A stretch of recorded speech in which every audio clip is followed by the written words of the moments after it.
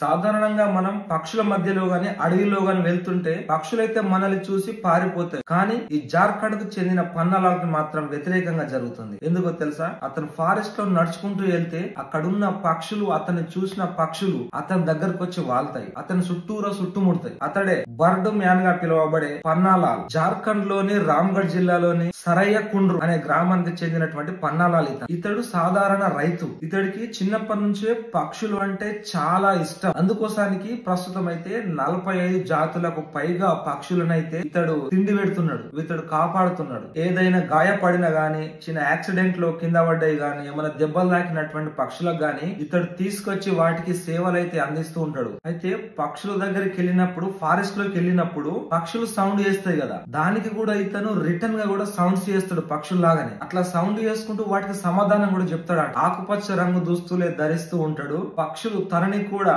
అడవి జీవిగా గుర్తించాలని చెప్పేసి అయితే కోరుకుంటున్నాడు. ఈ పక్షిరాజు పన్నాలాల్ గురించి మీరు ఏమనుకుంటారో ఖచ్చితంగా కామెంట్ రూపంలో తెలియజేయండి.